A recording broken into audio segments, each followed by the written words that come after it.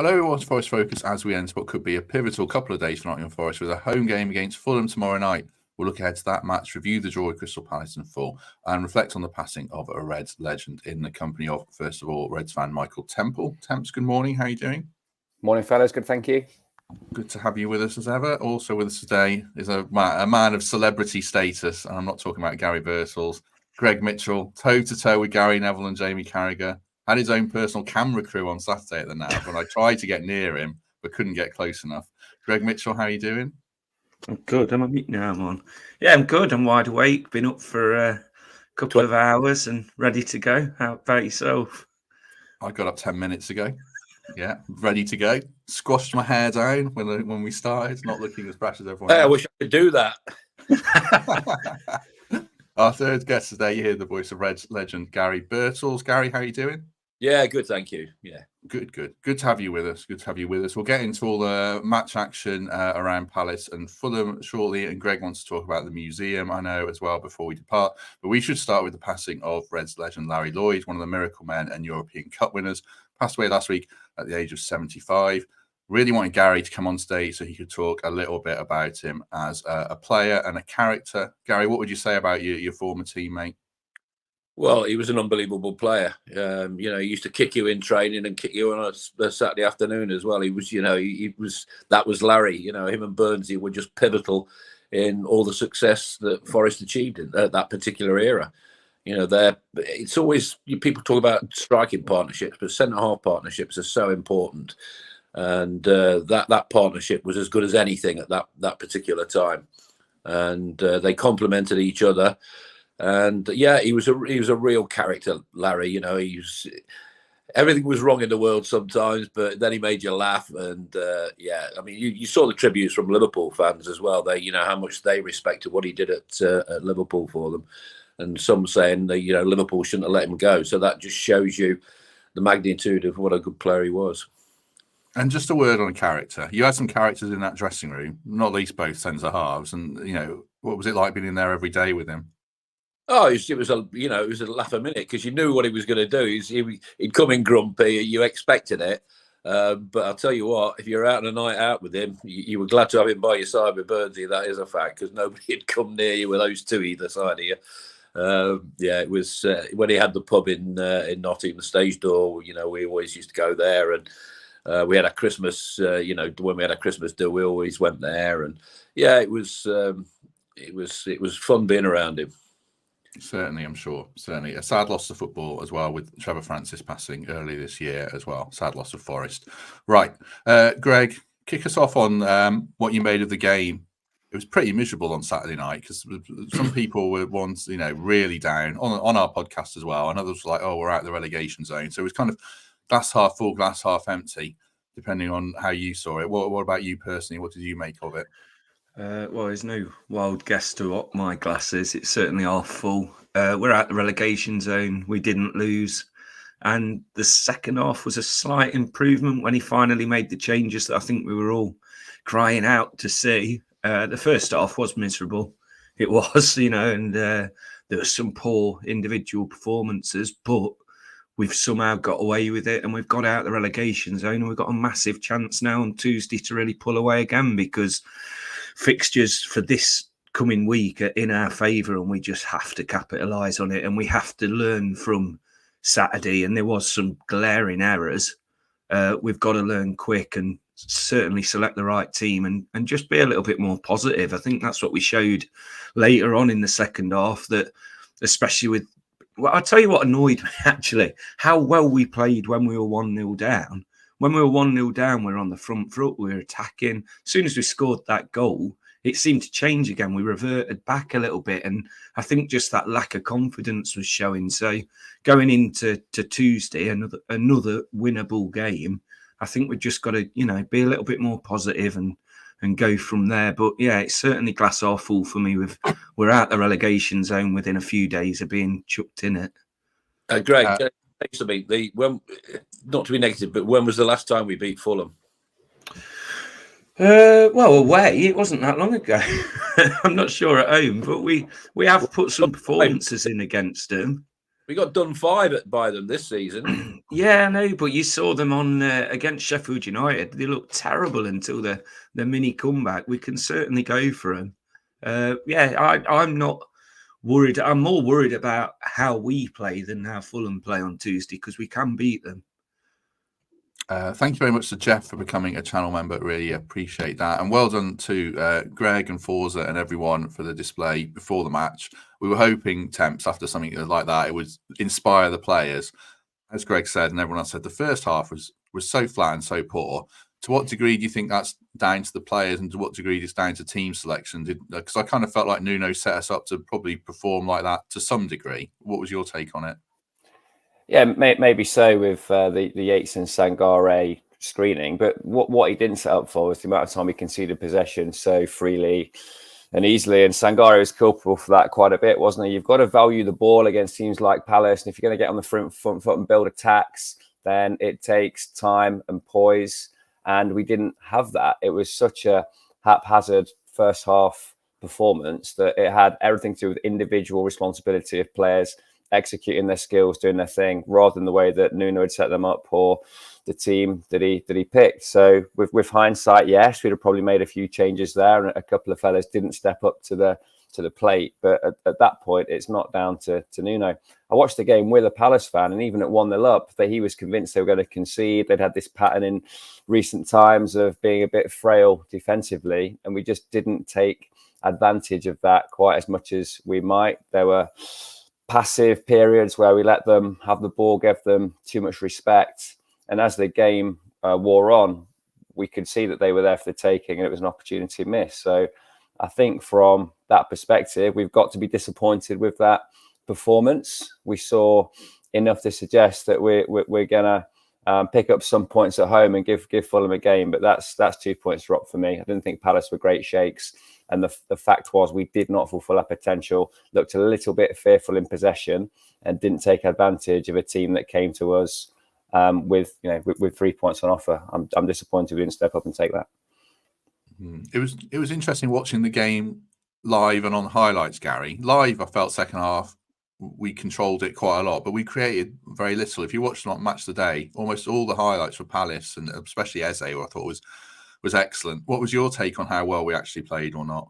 Well, what annoyed me and always annoys me as a striker, when your teammates in good areas and good situations don't get the ball in early enough. And we had so many occasions where we could have got the ball in that box early enough.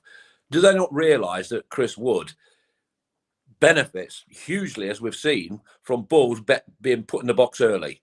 Do they not see that Chris Wood is the striker, and that if they put it in there early, that's his forte?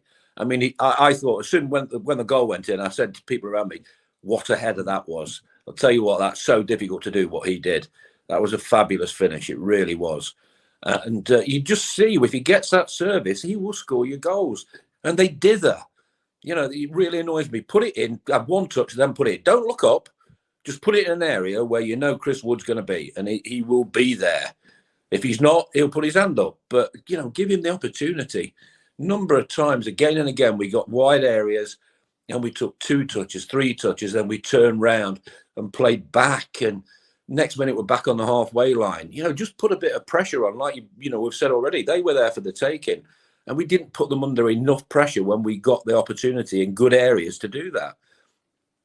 So one of my big gripes, I don't know, I think you're going to agree with me, is we don't get enough men in the box. Like, we don't see the right winger isn't at the back post when the left winger's crossing, and there's no midfield runner. It's always like, poor Chris Wood. I mean, like you say, that goal's up there with goal of the season for me for technical ability, but he really had no right to score from there as well, did he?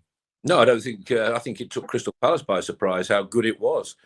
But I was luckily I was, you know, that end of the ground, you know, right in line with what he did, and I thought, well, that is some finish. It really is. But I think you've got to go back. You know, we're talking about winning games. It's been a little bit inexplicable to me. A couple of the games, I'll go back. The Brighton game, they were there for the taking. They got a thrashing in midweek in the European game they played.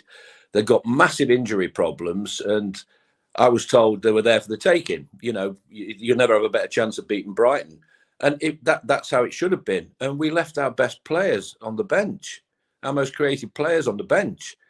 And then the Luton game, we took our best players off when we were winning 1-0. I know one was injured, but that to me just doesn't make any sense. It really doesn't. When you can see a team decimated by injuries, go there and get on the front foot. And you see, it staggers me sometimes. I watched Brighton v Liverpool yesterday. Brighton were so much better than the team we played. They had loads of players back. Yeah. I think you're right. I suppose, Greg, that comes down to what you were saying about Nuno's team selection. Has it become a bit too conservative? The 2 6s playing, he really seems to stick with Origi, who I don't think is playing badly, but he hasn't justified the starts for me. Is that do you think Nuno's got to shake it up a bit with his team selection?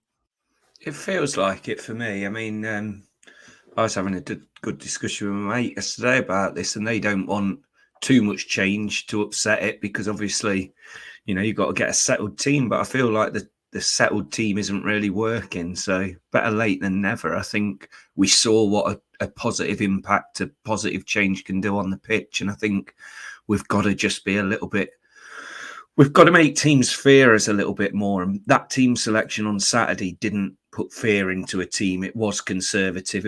It felt like an away 11 rather than a home attacking 11. And I just feel like there's some players on that bench that can really affect a game more than just your Sangare and Yates in the middle and selections like that. So I really hope that everyone's fit, everyone's eager to go, and he selects that attacking team that some of us, the majority of us, probably want to see. Greg, I think, looking at the first half, I think we were so sluggish. We moved the ball slowly. And that was the difference between the two teams, I think. Palace were moving it quicker, getting their key players involved quicker. And we got it. We're taking 2-3 touches on the ball, putting our foot on top of the ball, bringing it back, passing it square. And it was just very strange to watch. It was a hard watch, that first 45 minutes. You're thinking, Crystal Palace, you look to their side and there's no real standout, player that you think is going to take you apart. As you mentioned, he can do on his day. But there's nothing there to frighten us. And, the way we just played it, it was just slow. It was methodical. You didn't see a spark, and Hudson-Odoi picked it up. You felt something might happen. But it's got to be more positive from now on because, Fulham are nobody's mugs. People say, everybody said those 2 games are winnable games. But, Fulham can turn up on a day and make you look silly. And then we've got Tottenham, of course, who came back from 1-0 down against Luton and just, edged that game. And the other teams picked points up as well. Burnley were 1 up at Chelsea. And, it was all getting a little bit too close. The others seem to be doing a little bit better than us at the moment, those teams around us. It did feel like, for the first time this season, a real nervy end-of-season relegation battle. Everyone's checking the phones, saying who's winning, and Luton are still winning. And it was a lot like you were getting that feeling that we had last season. Maybe that'll help, that fearful factor. The atmosphere was a little bit better, I thought. And it was a reminder of what these run-ins can be like, that's for sure. Thank you very much to Roddy McKellar for signing up for membership as well. That's really great. And I was going to say, it's like I'm shocked that we've got 330 people with us live in a good way on a bank holiday. I thought we might have like 30 people with us at this stage. So really good to have everyone on board. Quick word for our sponsors, the Trent Navigation. Obviously, tomorrow night we are back at home against Fulham, as Gary said, a tough game, but hopefully one we can win, as Greg said. So here's a short video on the matchday experience at the Nav, and we shall see you on the other side.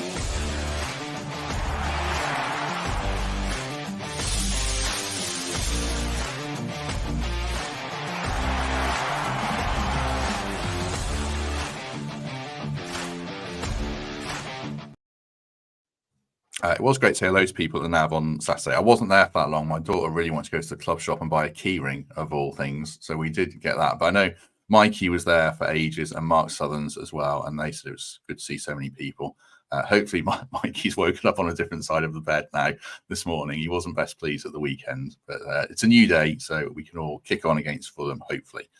Temps, a lot of what Gary said there around the way we move the ball and everything. side to side, a bit slow. It probably comes down to midfield setting the tone. Sangare and Yates, got a lot of criticism for their performances collectively and individually. Sangare, especially because of the fee. What did you make of his performance where he got hooked at half time? He was really poor. He was probably our least effective player on the pitch in the first half. Wasn't brave on the ball, but more importantly than that, didn't do the simple things well. So some of the possession that he conceded was off the back of really sloppy 10-yard passes, and you can't do that at this stage of the season in a team in this situation. You need to pick the players that you trust and have them enact a game plan. And Yates, he normally does that. That's why successive managers always have him in their team. So I'll give him the benefit of the doubt and say he had an off day at the weekend. Sangare is systematically struggling to get a foothold in this team. He doesn't know what his role is. He's struggling to find quality on the ball. He can't get going. And I just fear that in the summer, he could easily be shipped on or find a loan move somewhere. And he'll be one of the forgotten men of Forest really, really quickly unless he steps up and fulfills his potential. He just cannot find any kind of form in a Forest shirt. I've called for him to be in the side on several occasions because of what I know he has been and what I think he could be. But what he's showing Forest fans is that he's not the man to trust in the situation that we find ourselves in. I thought he was extremely poor. I thought he looked as nervous as a baby. He looked nervous when he was in possession. He looked like there was a panic there every time he had possession of the ball. Like you said, he didn't seem to know what to do with the ball at times, and that's just lack of confidence. And it was evident, and at least it was addressed at half time. I do think it's a lack of confidence. I thought the thing is, he does some really good stuff that Yates can't do. I talk about ceilings and floors. He can do a lot of good stuff, but then the basics, something goes wrong. And I thought he shrunk. Obviously, he's a physically big guy, but mentally, I thought his confidence drained from about that 30-minute mark. And he seemed to give the ball away 5 or 6 times. I think there's a stat that he recovered the ball 11 times, but he gave it away about 10 as well. So, yeah, I thought it was the right decision to take him off. I'm not writing him off as a signing, but at the moment, I struggle to pick him because you don't know what you're going to get from him. Like, he can disappear in games. And I suppose, is that, Gary, why Ryan Yates keeps getting picked? Because ideally he wouldn't be starting games because he's technically not the best player.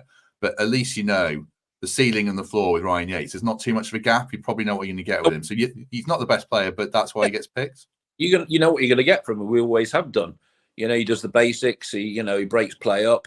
But you can't. I don't think at home against a team like Crystal Palace, no disrespect to them, you can have 2 players of that caliber in a home game when you need to get 3 points. You need a little bit of creative ability, and that puts a little bit more pressure on Gibbs White, and to perform on a regular basis, creating everything for us. And that's the mystery of Elanga on the bench again. People are saying, well, he might not be 100% fit. Well, if he's not 100% fit, why is he on the bench? Or if he's that, start him, give him an hour and, see what he can do. He might just put us 1-0 up instead of, having to come on and expect to get us back in the game. So it's those little things that can cost you, the Premier League towards the end of a season. We don't want to happen what happened last season. Yes, it was great when you look back at it, beating Arsenal to stay up. But we don't want that again. I want to see us safe, before then, and beating teams that, we should be beating, at this present time. Gary, want to see midfield, Greg? Go on, sorry, go on. No, I've got a question for Gary. When Sangare got subbed off, the reaction was, it wasn't nice to hear. It was obvious what a lot of the crowd thought. Have you ever had that when you've been subbed or one of your teammates have been subbed, like the ironic cheers, and like, how does that make you feel? Because I felt he didn't have the best game, but I felt bad for him coming off that pitch. To be fair, I never got, I started games, at Forest when we were winning things and didn't really, get hooked that many times. Old Trafford, perhaps, but the fans, very knowledgeable fans are, and if you can see you're trying everything you possibly can to do the right thing, they'll stick behind you. But I think at times maybe they can see a little bit something different, and something's not quite right with the player on the pitch. He's not trying as much as he probably should be. He's not taking a chance and do the positive thing. That's when it all gets a little bit, nervy. The crowd get nervy. You can feel it in the stand when you're sitting there watching it, and as a player, you don't really fit because it's just a buzz. When people ask me, can you hear it, things when you played? It's just a cacophony of noise. It really is, and it's never very nice when a player has that reaction from the home fans. But it's the Premier League we're talking about. We want to stay in it, and the fans want us to stay there, and they want to see the best players on the pitch. And unfortunately, at the moment, Sangare doesn't come into that category. Yeah, I agree. And we're not. He's not a scapegoat.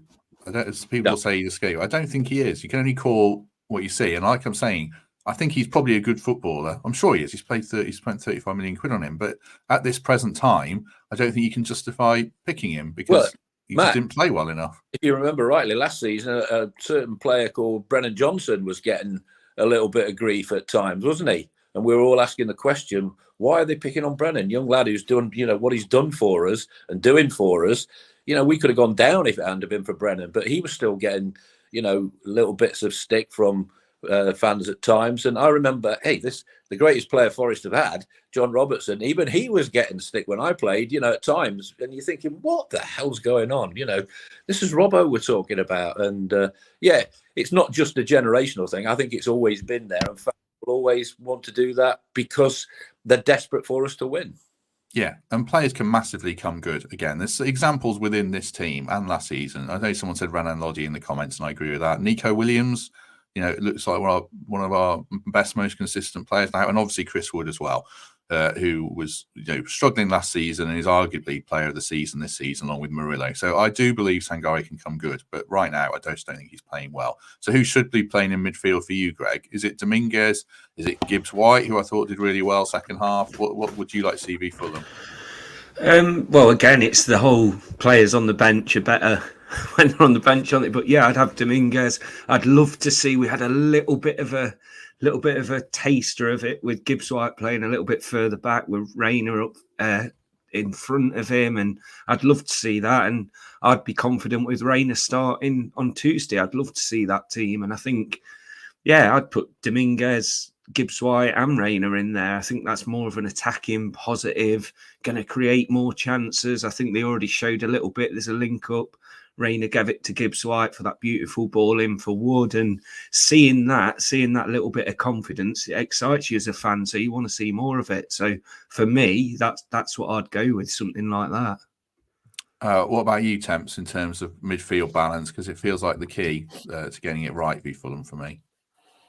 I think the Gibbs-White dropping back for Sangare, Rayner in at 10 is the attacking move, isn't it?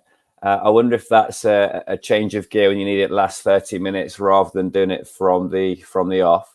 I think the kind of similar but different change to let someone prove that they can affect the game more is straight swap Dominguez in for Sangare and keep Rayner as a bit of a weapon. But we scored our goal with Gibbs-White playing slightly deeper. Rayner was on just off the striker. By that point, and it certainly does. It gives us more attacking intent at the expense of a bit of defensive solidity. But if that defensive solidity is a player who's out of form and not affecting the ball going forward, then it's a change you can justify making. So what would I do? I'd probably give Dominguez a go before I had Rayner and Gibbs-White in the same side. I think Fulham are a slightly different proposition to Palace, and perhaps more adept, more effective at picking us off if we find ourselves over-committing. But with hindsight, I think this was probably the game in which you could have played Rayner and Gibbs-White side by side. So the change I'd make for Tuesday night is Dominguez in for Sangare. I don't think there's any prospect of Sangare starting the game after being hooked at half-time. Elanga is probably the other guy that will come back in.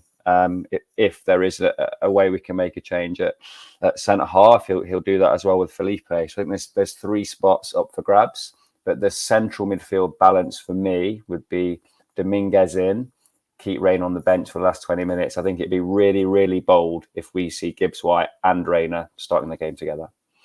Yeah. The halftime subs were interesting. I liked them initially, but I thought Origi would go to a more central position and Elanga would play wide. But then Elanga's playing as a 10, which I didn't really get.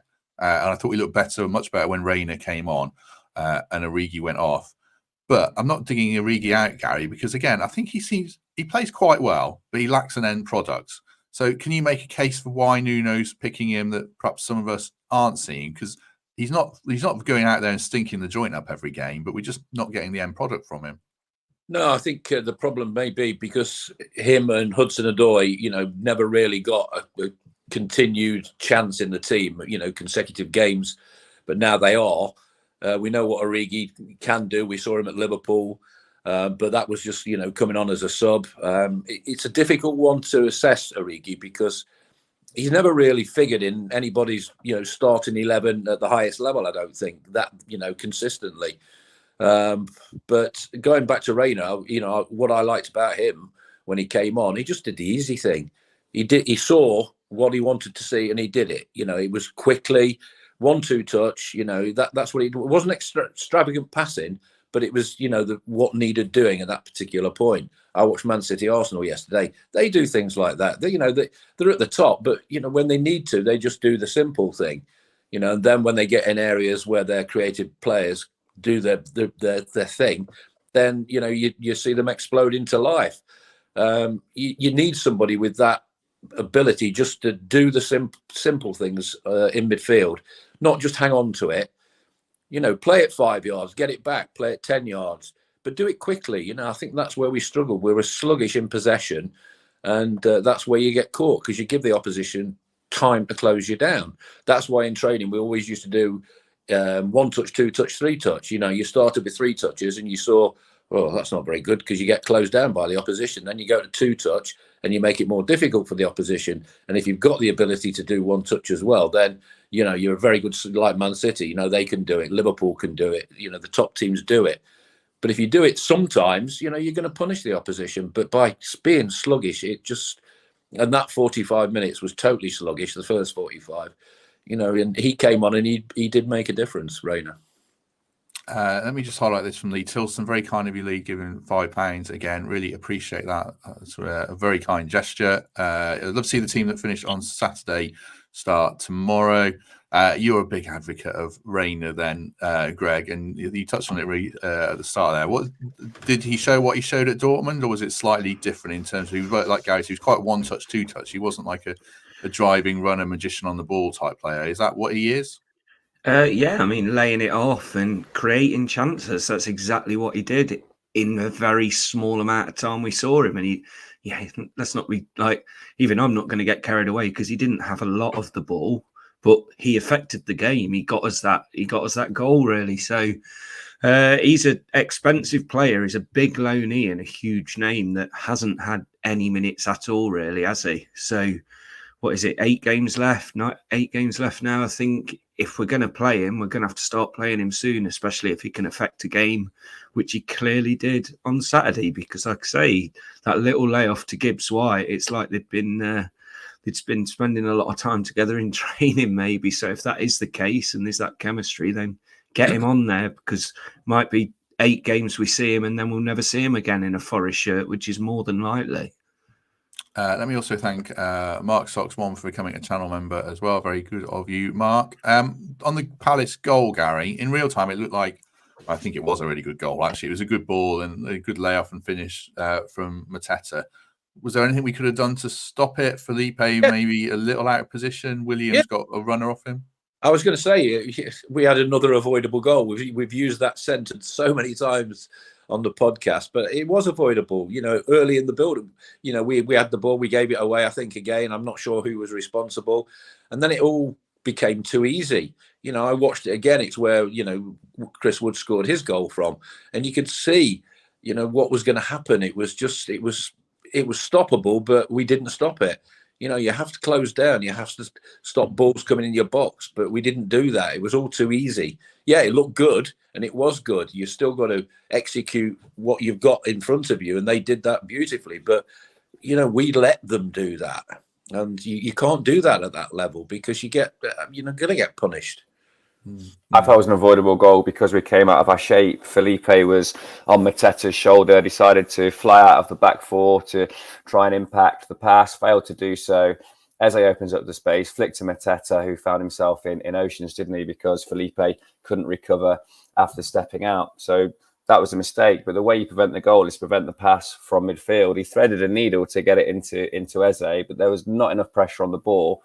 and it wasn't a warning shot because they scored. But minutes later, there's another through ball as pierced the defence. As he finds himself one-on-one, and Sols has to pull out a save that could have completely killed the game. So you've got to trust the shape. And I think there's this mindset in a sense that Felipe's got there to take responsibility and charge out. But if you're in a settled team that trusts the shape, you don't see Man City breaking the back four. You know their CDMs are going to do what's expected of them and alleviate pressure from the centre halves. So that came from forcing it, over trying, and all of a sudden, against any Premier League attack, Mateta finds himself in acres, and it was a really cool, calm finish. We had far too much space to do so, and that was our own making.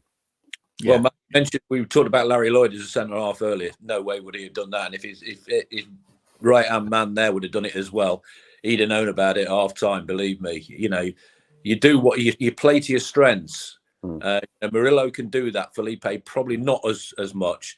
So, you know, don't at this level, don't take those chances. You know, play the percentage and do your stuff in that final third. You know, that's where you create things. Yes, you can create things from the back, as Murillo does, because his range of passing is so good.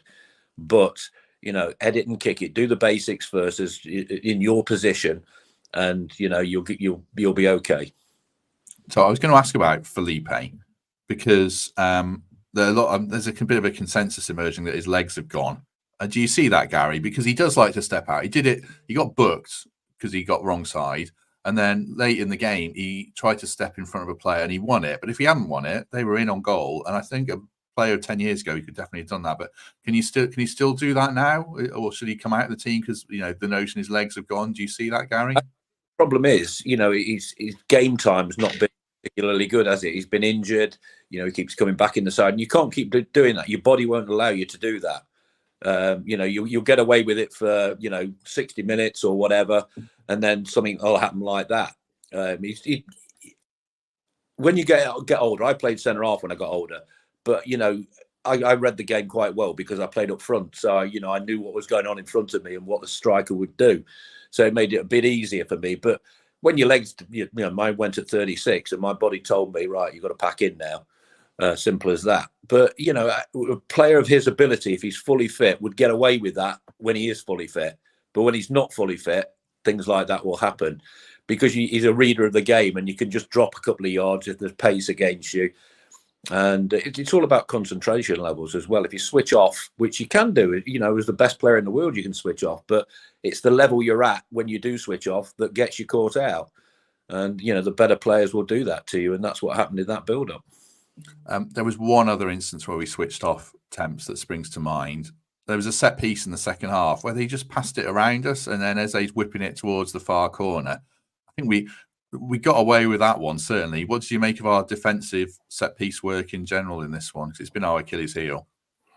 Yeah, so poor. I mean, there's a technical point there that a pre-planned Forest move gets around 3 Forest defenders in 3 passes, and that's positive planning on their point. But I think more generally, how many times do we win that first ball? It's one of the things that Nuno mentioned in his post-match. If it's an attacking set piece or a defensive set piece, the way you force an outcome in your favour is to have the first touch, be that a flick on at the near stick, be it a commanding clearance from the centre half. We don't do that. That's individual aggression, individual desire to want to attack that ball.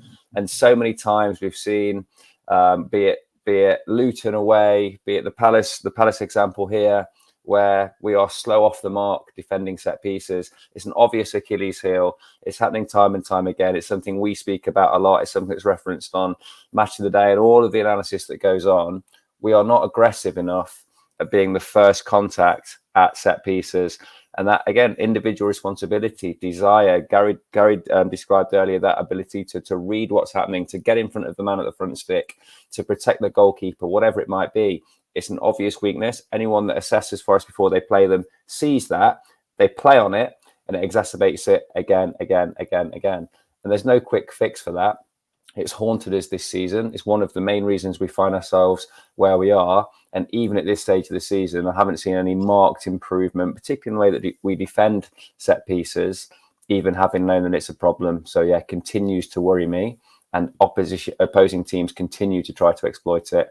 And Palace, let us off the hook there a little bit, didn't they? Just on Felipe, there was one recovery, wasn't there, where again he stepped out. I think there was a ball into Mateta in behind.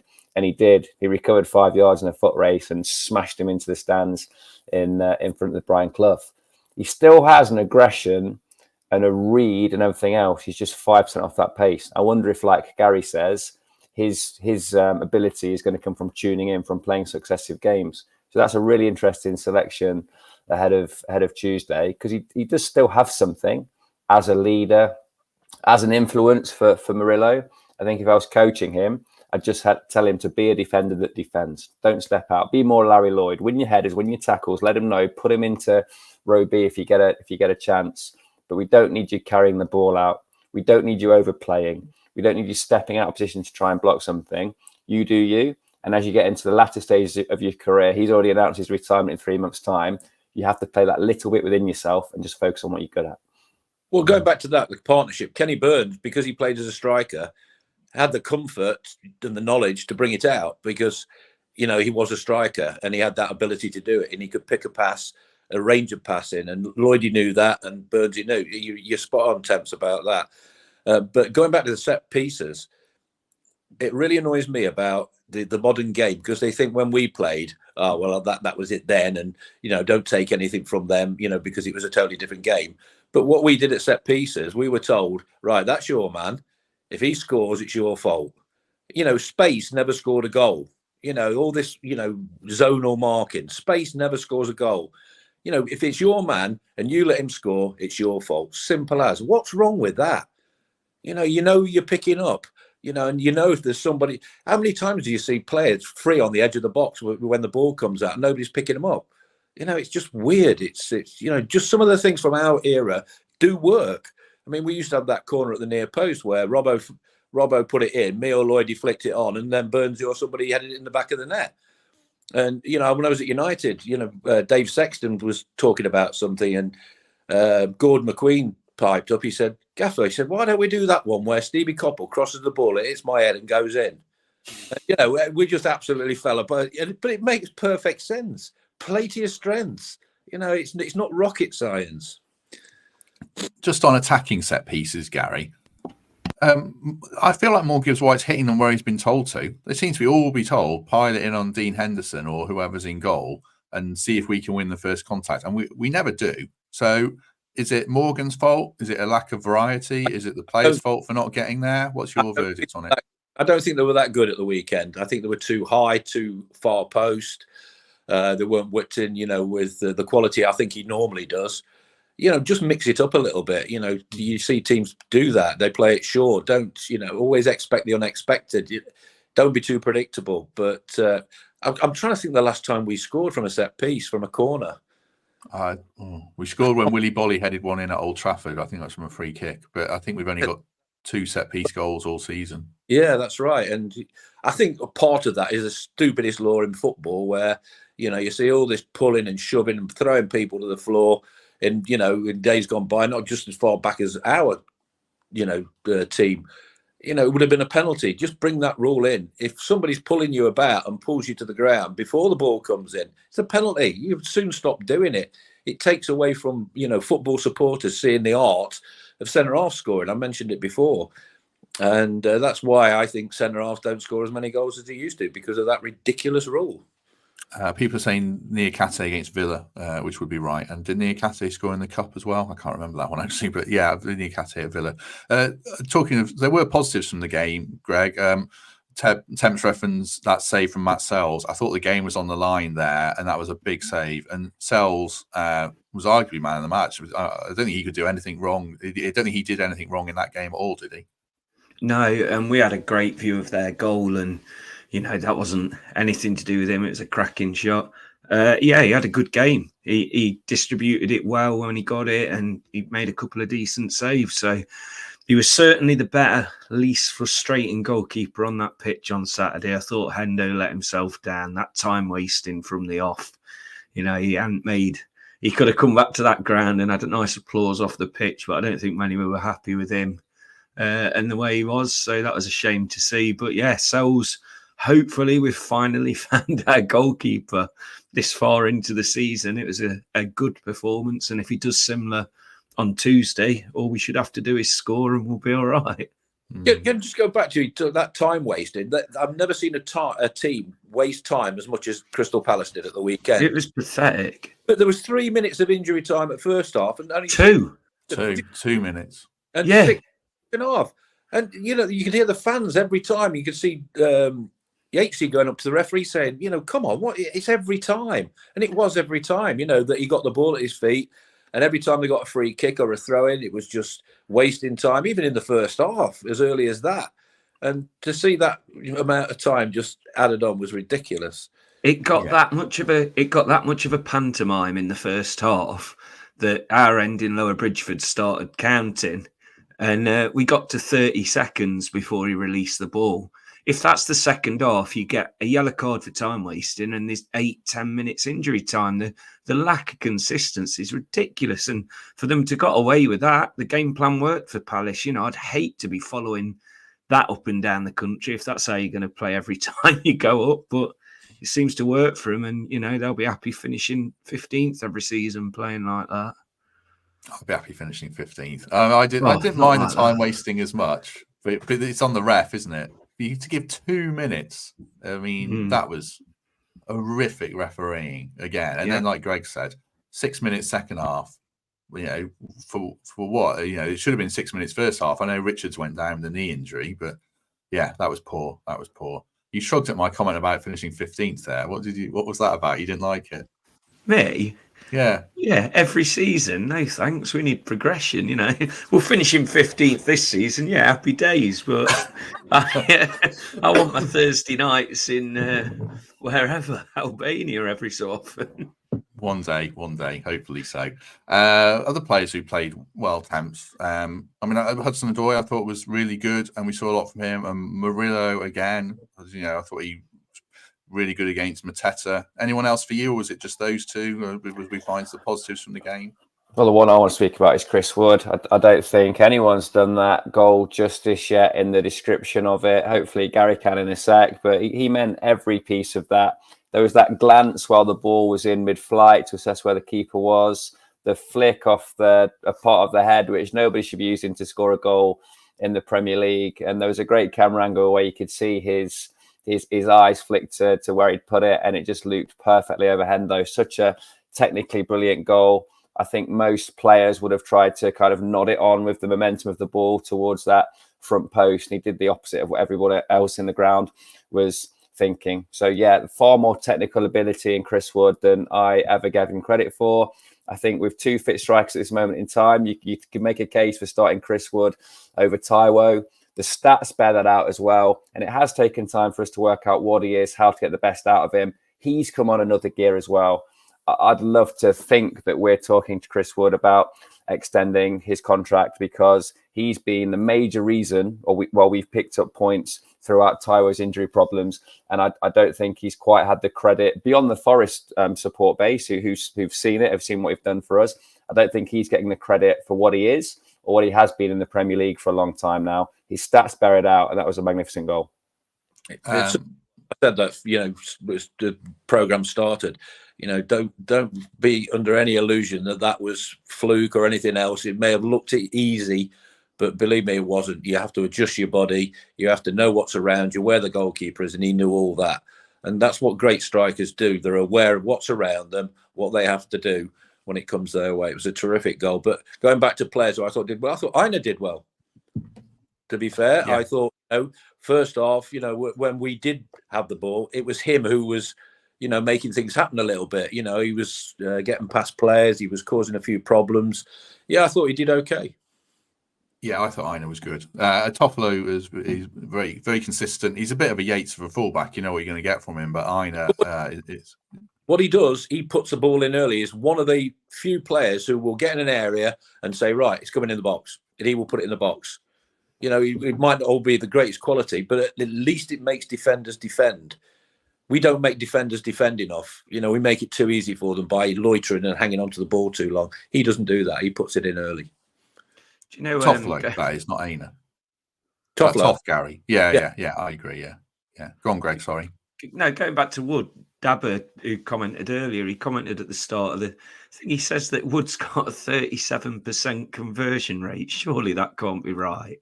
He's got the best. I don't know if that number's right. He's got the best conversion rate in the Premier That's League. incredible. Ahead of Taiwo. Taiwo was up there as well. But yeah, I mean, I know he's 32, but I feel like you have to give him a new contract, Greg, don't you? If there's a deal to be done. Well, he scored 7 in 8. He's in hot form, and he's not showing. I mean, 32 is not old, is it? I know these top strikers, they can go 34, 36. So certainly, if we stay in the Premier League, another season of Chris Wood, because you can't rely on Taiwo because of the injuries. Absolutely. Get him in. He's scoring goals and he's very clever and he's clearly good for the team. Yeah, because you wouldn't. We'd be turning our noses up a bit, wouldn't we, Temps? You know, if we said, "Oh, we signed a player who scored 8 goals in 11 games with a career record," I know he's not prolific, and I would only expect him to score. Say he's played 38 games next season. If he got 10 goals, that's good. But yeah, we'd be a bit silly not to offer him a new deal now, wouldn't we, based on what he's done this season? Look, played 27, scored 11, 38% shot conversion, and 66% shot accuracy. Easy for me to say. He's an effective striker in the Premier League. You can rewind a year, and you know I was bagging him a bit, saying he wasn't showing, wasn't quite doing enough. We weren't adapting to him. He hadn't adapted to us, and of course, the Newcastle hat trick was an epiphany for all of us. But to maintain that and to still be effective, because that wasn't a typical Chris Wood performance or necessarily typical Chris Wood goals. But even the goal last week where ball's coming across, he's used the outside of his foot to flick it against the momentum of the keeper. Those split-second instinctive decisions, the reason why the likes of Chris Wood and Garry Birtles score goals at the top level, and I barely score a goal in, Div 6 of the Dog and Duck. You just see it in the slow-mo and the replays, that thinking, that speed of thought, that ability to turn that into bodily action. It's incredible. And I think Chris Wood's been a real bright spot this season. Really, really impressed me. And age is irrelevant if you're in that kind of form. Sign him up, extend his time at Forest, because he can be an effective player for at least 2 more years to come, in my view. If we put it earlier, he might be a bit more prolific as well. People are, because that is his strength. It's not extravagant movement from him. It never is with great strikers. You watch Haaland. I always watch Haaland. He'll stop, and then it's just half a yard that it gets him that little bit, of time from his marker. And Chris Wood does that when the ball does come into the area that he's best at exploiting. So, when we get in good areas, don't always look up. Just put it in an area when you know where your teammate should be. He'll be there. If he's not, like I said earlier, he'll put his hand up and it's his fault. But just give him more opportunity. Get him in the game when you've got the chance. And he'll score goals for us. Yeah, I think the one reservation would just be that he is not injury prone, but he does, pick up the odd hamstring injury. But I think you have to take that risk. But I suppose with Taiwo's fitness as well, you do run the slight risk of leaving yourself with 0 strikers, but I would still do it, I think, for sure. And I did speak to Kieran Maguire last week, and after we finished the call, I asked him about Chris Wood and his contract, and whether it would be smart accountancy to extend it just because of amortization, spreading out the transfer fee. And he said it probably wouldn't make much difference because you still got to pay him, 5 million quid is a notional figure to extend, in wages for a new contract. So it might have a short-term impact, but not long-term. But I thought I'd mention that, and we'll probably mention the dreaded FFP briefly at the end when we talk about Everton and their accounts. Just on Fulham then, Greg, their away record, I didn't realise is pretty bad. They've actually only got 1 more point away from home compared to us. At home, they seem a different kettle of fish. So, but on the flip side, they do have some good players. Polinia, Iwobi's really stepped up. Muniz, who's entered my fantasy team, is absolutely on fire. So how are you feeling about this game tomorrow? Is it one where you're wary or confident? Confident. We've got to pick up points, and it's the perfect opportunity to do it. We're at home. We'll look at other teams and see Luton are away at Arsenal, so shouldn't pick up points. It's our big opportunity to build a gap, to get that gap that should hopefully start to see us through to the end of the season safely.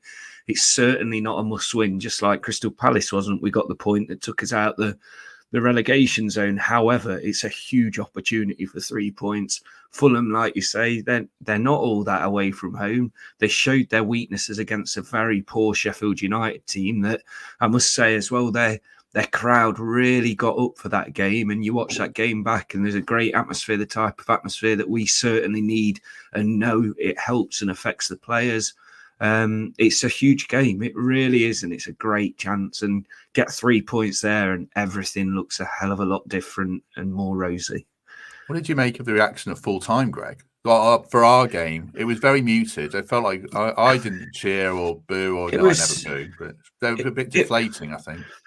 It was a relief in a sense that we know what happens at the end of games with Forest. You know, we could absolutely concede, and they started to put a little bit pressure on. So I must admit, the 6 minutes went up, thought we've got a chance here, but also watching that clock thinking, you know, a point, we knew Luton had lost, and a point gets us out that relegation zone. So yeah, it was very muted and probably the correct reaction for the result and the performance. But the main thing was getting away from that relegation zone already, the first game back from being in it.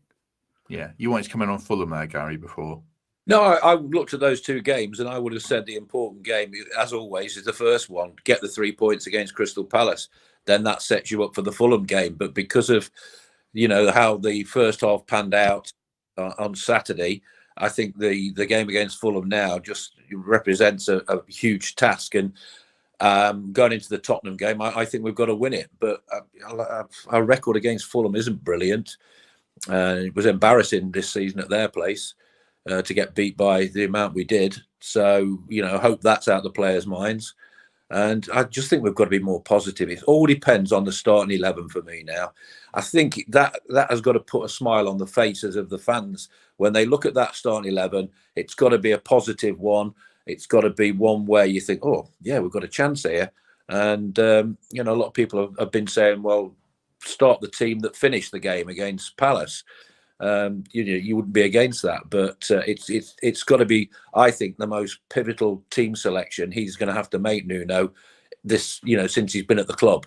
If he gets it right and we win, you know, that sets us up for Tottenham beautifully. If he goes negative and a bit conservative and we don't get anything out for him, it heaps loads of pressure on him and everybody else. So he's got to get this one right without a doubt. And it does feel like a big game, a big day in general, Temps, because Luton go to Arsenal, and you can never assume, but you would back Arsenal to win that, certainly. And then Everton go to Newcastle, which could actually be any score. Brentford is still in it, although they did play very well against Man United and should have won that game. They've got Brighton at home. And I'll reference Burnley because they're 3 unbeaten now. They are still only on 18 points, but you just never know. So Wolves at home. So if we win, and it's always such a big if, Temps, it could be, you know, huge in the context of the season if the results go as we hope elsewhere. Well, look, simple mindset from me. 2-team league, need to do better than Luton. That's why we forgave the draw at the weekend, because Spurs came back and denied Luton any points. They travelled to Arsenal on Wednesday, like you say.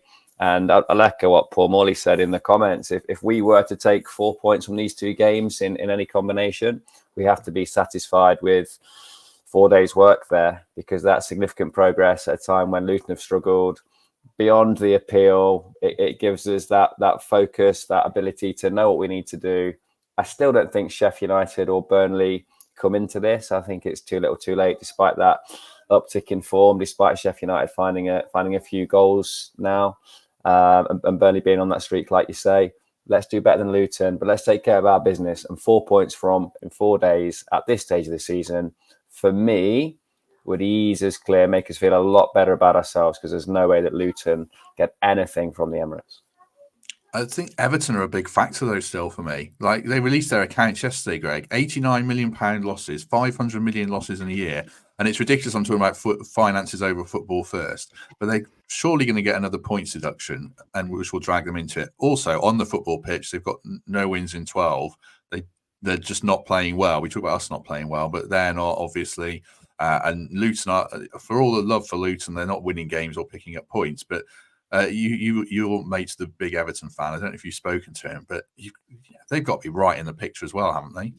Yeah, they've known they are all season. Yeah, my mate Baz, he's very knowledgeable on everything Everton, and their concerns have gone almost past this season. You feel like now they're in such dire straits that they're not so much worried about the next points deduction. It's what happens next season, whatever league they're in. You know, they've got this fantastic new stadium, but everything behind the scenes just seems an absolute mess. I don't want to stay up on the back of Everton's points deduction, put it that way. I'd take it, absolutely, but I'd personally rather see Luton take the drop, unfortunately for them. I've got some good Everton mates, and I think they're a good club that I want to see stay in the Premier League. But yeah, I mean, they are certainly not out of it, because they're going to get, I think they will get some kind of points deduction or fine, won't they, by the sounds of it? And that puts them right in it, because the form's not there. They're not happy with Dyche, and yeah, it's gonna it's gonna be an interesting one. I just don't want it to be decided on who gets what asterisks next to their name at the end of the season. Yeah, I mean, the accounts say that if they get, it's not an Everton show, obviously, but if they get relegated, there's a material threat to the business. Just the catastrophic losses in terms of wages to turnover. And ours was bad, but theirs is, way worse. So like Greg says, you don't want to go down on an asterisk, and I would take it, but they're a club in a bit of a state. Thank you very much to Trevor Clark for becoming a member. I know Trevor's a regular viewer, so good to have you on board, Trevor. Right. Any thoughts on the relegation picture now, Gary? I know we're talking about how we're struggling, but we have to remember every team at the bottom, I think there's like one win in 20 games cumulatively between the teams at the bottom. It's a bit of a car crash. We just have to come out with a couple more points than them now, don't we? Simple as, the old cliche, one game at a time. You look at the run of fixtures. You don't want to look at the run of fixtures. Just, Fulham is the next game. Go and win that game. And then that gives you so much confidence going into the next game. It's a free hit then, Tottenham, going there. You could be positive because you just picked up 4 points at home. And, Tottenham, we saw them against Luton. It was late on. They snatched the game. So, Luton go there positive and nearly get something out of it. The other big game, obviously, the hard one for us is Man City. But our running, as we've already spoken, is looking a little bit easier, if that's the thing to say in the Premier League. But, we can stay up. It's in our hands. And that's all you can ask for. If it's in your hands, that's what you want. You don't want it out of your hands, relying on other teams to drop points and things like that. We can do it if we're positive. And like I say, for me, that's team selection tomorrow is going to be the most pivotal one he'll make for me. Quick word before we go on to any other business for our second sponsor this episode, Brewbacker as ever. And I always say owned by a Forest season ticket holder in Danny Baker. Appreciate his support. Details of what they do are in the episode description. But if you've got any noise issues around your business, they are the people for you. Right. Any other business? Greg, you've got something you want to talk about. Yeah, it was a last minute thing because we were so busy with the display and everything on Saturday that obviously went quite well. But we got invited to the museum opening. So it was, it was a surprise how good it was, to be honest. So impressive. The old entrance to the Pitch Sport Diner. You walk down some steps that straight away you get greeted with all this incredible memorabilia and going to watch this superb film that's been put together with it's just really, really impressive. And got to meet Stuart Pearce again, my all-time hero, and John McGovern was there. They did a bit of a speech, but it was just like, they haven't asked me to say this club or anything, but I was so impressed with it. And I don't know whether you have to get your name on a waiting list or just book, but I couldn't recommend it enough. It's not often we praise the club for stuff, but that museum is really, really good and something to be proud of. So shout out to them, shout out to Will, I think, who was behind it a lot, and it was just good. It was a good, proud start to the day for me, just seeing all that. So that's it from me. Were you there, Gary? No. No one's going to do a joke about Gary being in the museum, are they? I know, yeah. Key part of it. I thought that's what. I was lining up. I thought I can't say that. Are the waxwork statues any good of us? It's got interactive. Dodds comes to Nottingham. No, I don't know. I don't even know what's in it. I was talking to one of the lads at Forest yesterday, and we were talking about it, and it all sounds very, very good indeed. I look forward to seeing it. Must admit. Why did you have a camera crew? I can't let that go. Because I felt like, I said this in our WhatsApp group, I felt like I wanted to go and say hello, but I thought they might. Your handlers I thought your handlers were going to tase me if I got too near your personal space. Yeah, I might just say all will be revealed, and it leaves that little bit of mystery behind it. But yeah, that was a bit awkward, but I enjoyed it. It was a good day. One more thing on the museum, shirking that question. When you walk in, there's a fantastic club shop as well. So it's just they've really set it up right. I don't know who they got in to get it going, but it was impressive. Very good. Very good. Well done, Forest. Thank you very much to Jane Clapton for becoming a member as well. Lots of people signing up today, which is great to see. Temps, anything else from you before we depart? I was just going to mention on this day in 1995, Forest 7, Sheffield Wednesday 1. Certainly one of the games that I remember, the classic Forest side, Crossley in goal. Stuart Pearce, I think, scored first with that left foot rocket from a free kick. Collymore got a couple, Roy got a couple, the Bohemian chip. Just an iconic game. And yeah, that was April the 1st. So yeah, just want to mention there. I'm not surprised Greg has camera crews following around all the time, to be honest. He's quite big time now, isn't he? I think it's only a matter of time before Carragher is eased out and Mitchell comes in. I think that dynamic is far more telly. It could become like another Roy Keane and Mika Richards thing if Greg and Gary Neville keep sparring as they do. But yeah, I really enjoyed that clip, obviously. This episode 2 is out next week, I should say, as well. And we have to ask questions. And it's fair to say that he was as unimpressed with the question I had from him as he was with my answers to his. So it'll be interesting, the reaction when that one comes out. Have you seen this yet, Gary? Greg going toe-to-toe with Gary Neville? No, I haven't. say toe-to-toe. Neville didn't let him get a word in, and people were well on your side on Twitter, Greg. So well done. Thank you. Right. Any other business, Garry Birtles, before we go? Anything you want to add? No, just rest in peace, Larry. You know, it's a really sad week. You know, last year all of us were still here. You know, the European Cup winning team, and now we've lost. You know, 2 of our mates. So yeah, really sad week, and yeah, it makes you question your own mortality when you know things like that happen a little bit. So yeah, very sad. Well, we're very glad to have you with us as ever, Gary, and enjoyed your contribution. Nothing from me apart from just to say about the live show. Again, get your tickets Thursday, April the 11th. I promise it will be a good night with Fletch, Lewis, Mike and Temps on the panel. And we'll do more through the year. And I'm sure Gary will be on a panel at some point so you can see everyone involved in the show. It's been really enjoyed this today to have 450 people with us on a bank holiday Monday morning, which is great to see.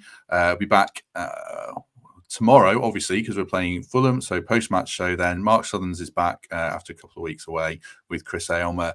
And then Wednesday we'll have Kelvin, maybe Greg, maybe Temps, maybe both. I haven't really asked them about their availability. They're doing a lot of heavy lifting this week with everyone else on holiday, so I'm grateful to them. And then Spurs Opposition View on Thursday, match preview on Friday. And then Sunday, we'll have a post-match show. What do you make of the game we moved, Greg? I forgot about that. Obviously, you'll be there to speak for the fans who actually go. You pretty off about it or not?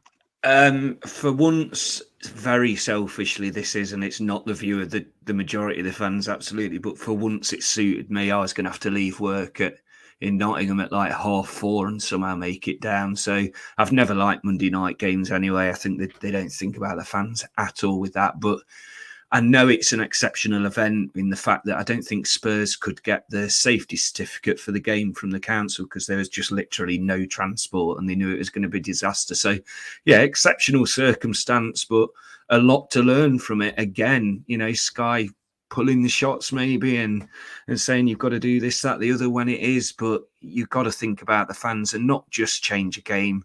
Offer transport. I know there was a lot of fans that, and this isn't on Forest at all, they didn't have a say in it, but you know, there's so much money in this Premier League. Fans have booked hotels, trains that are non-refundable, all for the Monday, which with a week's notice, I mean, what do? You just have to book more and spend more money.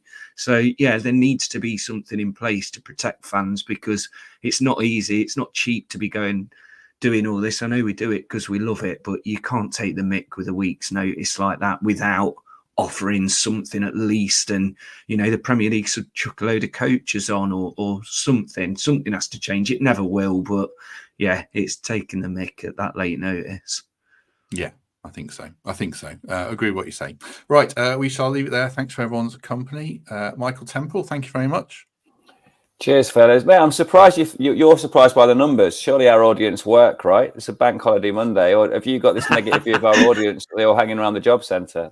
Where's the surprise come from? Well, I said, I crawled out of bed at about 9:15, so I thought everyone might be having a good lie-in till lunchtime. So it says more about me than it says about our audience. It's your lifestyle, not theirs. Give them some credit. Lots of credit to our audience. Thank you very much, everyone. Thank you, Temps. Thank you, Greg Mitchell.